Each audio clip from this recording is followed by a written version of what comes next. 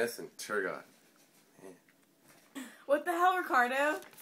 I had to write the book, Principles of Political Economy and Taxations, to fill in the gaps that you left. Okay. What more do you need? My invisible hand philosophy wasn't enough. You should know that the economy runs itself through self-interest.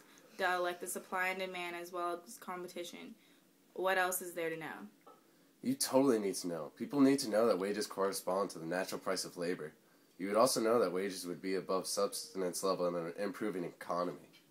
Did you even read my book, The Wealth of Nations? Because if you did, you would know that people would pursue their own goals based on their drive to achieve greater, and their self-interest would run the economy.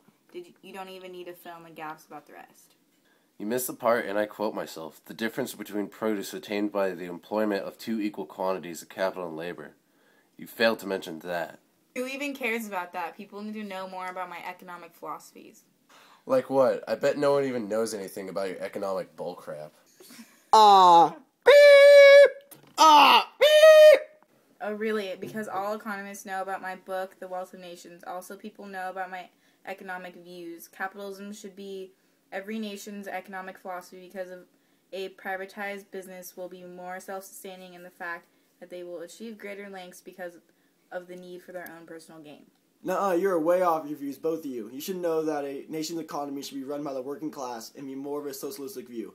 Nations should be working the economic gain of the growth as a whole and not just an individual standpoint. You need to have communism, an economic system in which factors of production are collectively owned.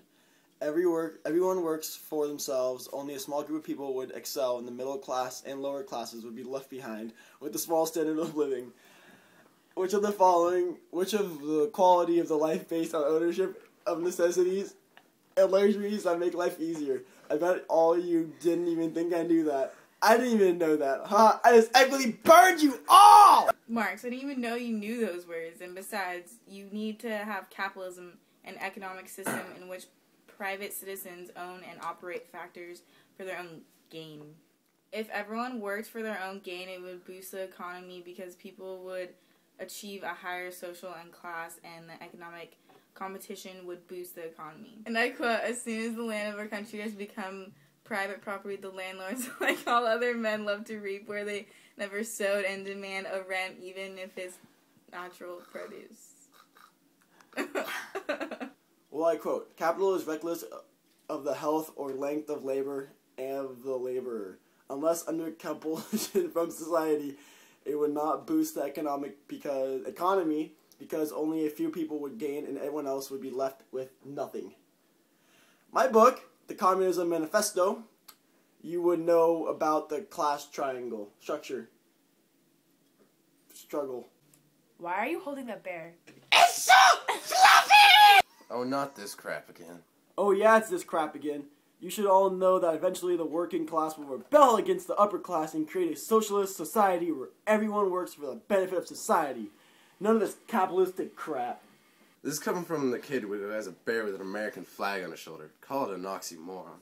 Malthus, can you please tell Mars to shut his pie hole? I'm not able to take all this when I'm in this state of mind. You know what are cool? Donkeys. They're like half mule, half horse. Wait, what? Who's up? Ricardo, just shut up. I'm obviously the only one here who knows what they're talking about when it comes to the economy. I can school all of you when it comes to knowing the relationship between birth rates and wage increases. Like, I know when people make more money, people are getting it on more. They're like making more babies.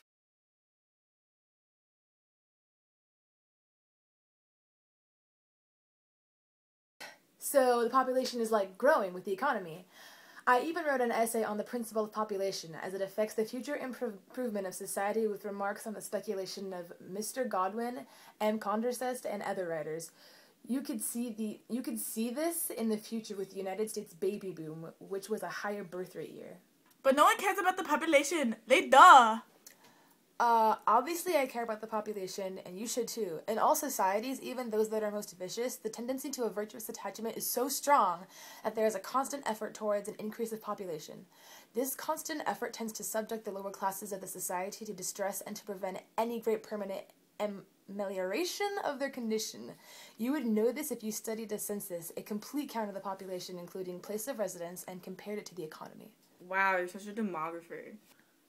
What the hell's a demographer? It's a person who studies growth, density, and other characteristics of the population. Who cares about the population? You should care about the ideas on the individual. My book, Principles of Political Economy, was one of the most read economic books of the time. You want to know why? Ugh. Why? Because I talked about the individualistic freedoms and that all individuals should have a right to live the way they want, as long as it doesn't harm anyone else.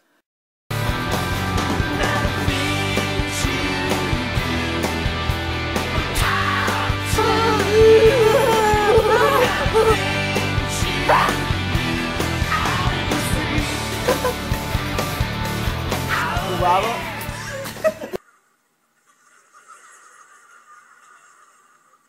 Guys, I have discovered a band that will change music forever. And I ran